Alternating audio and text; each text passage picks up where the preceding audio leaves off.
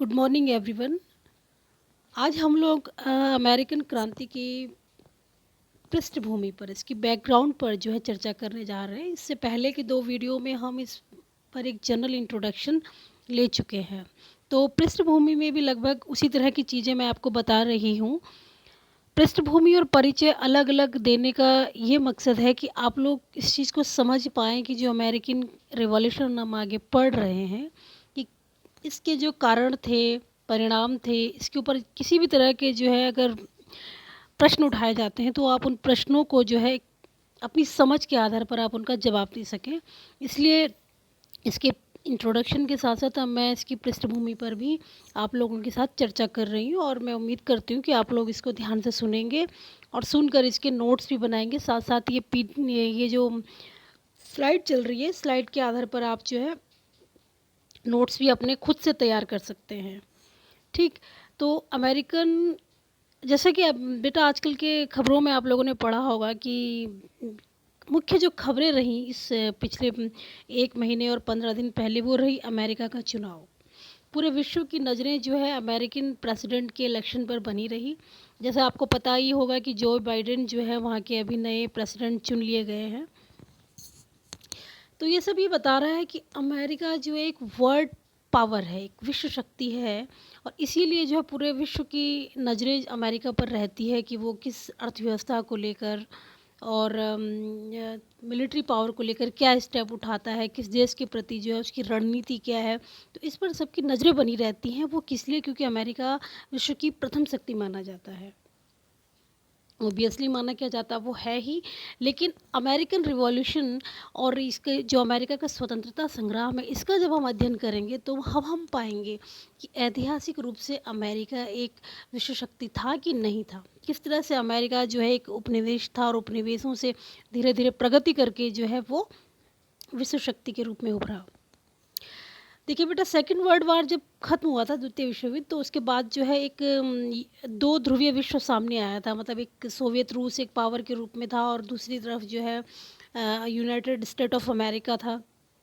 लेकिन जब सोवियत संघ का भी विघटन हो गया सॉरी सोवियत संघ का भी जब विघटन हो गया, तब विश्व की प्रथम शक्ति के रूप में संयुक्त राज्य अमेरिका ही बना रहा, और आज तक इसकी जो पहचान है वो निर्विवादित है। तो विश्व की प्रथम शक्ति के रूप में, ठीक। और ये देश 18वीं सदी से के पूर्वार्ध में, लेकिन ये ग्रेट ब्रिटेन के अधीन था। जैसे कि हम देख रहे हैं कि ये शुरुआत से ही तो ये विश्व पावर नहीं था ये। तो ये अधीनता 18वीं सदी में यूरोप और अमेरिका में उभरे दो आदर्श थे। स्वतंत्रता समानता के सामने जो है ये जो ग्रेट ब्रिटेन की अधीनता थी वो टिक न सकी, क्योंकि उस समय का जो समय था, लोग नए आदर्शों से परिचित हो रहे थे, स्वतंत्रता समानता, जिसके चलते हम आगे देखेंगे कि अमेरिकी क्रांति के बाद किस तरह से फ्रेंच रिवॉल्यूशन होती है, कुछ इसी तरह के आदर्शों के साथ। तो ये भी एक वजह थी कि अमेरिकी उपनिवेशों को ये लगा कि नहीं, हमें भी अपनी स्वतंत्रता और हमें भी जो है जो मदर कंट्री है उससे हमें समानता का व्यवहार चाहिए। 1775 से 1783 तक जो विभिन्न घटनाएं हुई और जो नए विचार जन्मे, उन्होंने एक नए राष्ट्र को जन्म दिया।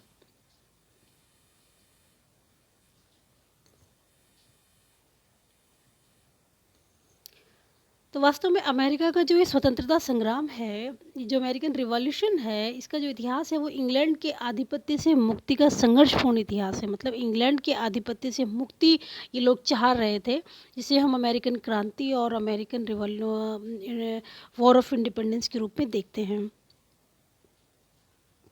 लेकिन ये संघर्ष कहा जाता है कि इतिहास के अन्य संघर्षों से अलग था। क्यों? क्योंकि ये संघर्ष ना तो गरीबी के कारण उत्पन्न असंतोष से था और ना सामंती व्यवस्था के अत्याचारों के विरुद्ध था। क्योंकि हम देखेंगे आगे कि अमेरिकी जो उपनिवेश थे वो इस तरह से, जैसा कि मैंने कहा कि इनकी एक इंटरडिपेंडेंट जो है इनकी इकोनॉमी थी, अर्थव्यवस्था थी, तो पर्याप्त जो है ये लोग डेवलप थे, इतने डेवलप थे कि मतलब उनमें गरीबी जैसा कोई सब्जेक्ट नहीं था। सामंती व्यवस्था का भी हम देख चुके हैं कि इससे पहले जो है सामंतवाद का कब का पतन हो चुका है, संसदीय व्यवस्थाएं आ चुकी हैं और प्रतिनिधि जो शासन है उसका चलन भी हमें दिखता है, बराबर दिखता है इस तरह की इस समय की व्यवस्थाओं में। तो ये संघर्ष ना तो गरीबी से था और ना तो गरीबी के विरुद्ध था और ना सामंती व्यवस्था के विरुद्ध था। तो ये संघर्ष किसके विरुद्ध था? तो ये संघर्ष था अमेरिकी उपनिवेश द्वारा स्वतंत्रता कायम करने के लिए, और इंग्लैंड जो औपनिवेशिक नीति थी उसकी असमानता परक जो उसकी औपनिवेशिक नीति थी उसके विरुद्ध जो है ये संघर्ष था। ठीक। इस क्रांति के तात्कालिक कारणों पे जब हम चर्चा करेंगे तो हम पाएंगे कि कुछ अनुचित कर थे, कुछ अलग तरह के एक्ट, नेविगेशन एक्ट है जिनकी हमने शायद पहले भी चर्चा की है। तो कुछ अनुचित कर थे इसके तात्कालिक कारण जो क्रांति के विस्फोट का कारण बने, लेकिन मूल कारण जो है वो कुछ और ही थे। देखिए क्या है, इसका आइडिया लेते हैं ज़रा सा।